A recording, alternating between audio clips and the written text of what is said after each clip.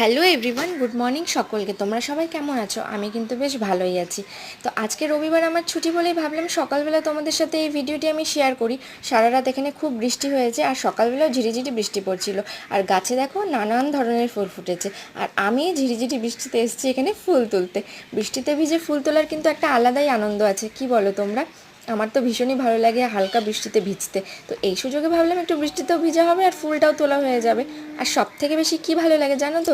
বৃষ্টির পরে যখন গাছের মধ্যে আর পাতার মধ্যে ফুলের মধ্যে যখন জলের ছিটেগুলো পড়ে থাকে না, সেগুলো কিন্তু আমার খুবই ভালো লাগে। সবারই নিশ্চয়ই ভালো লাগে আশা করি। তো আমি সবগুলো ফুল তুলে নিয়েছি আর সাথে আমি বেলপাতাও তুলেছিলাম, কিন্তু সেই ভিডিওটি আমার দেওয়া হলো না।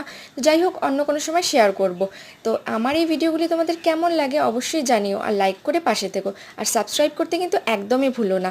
আর কথা হবে অন্য কোনো ভিডিওতে। আজকের মতো এখানেই। চলো আজকে বাই বাই।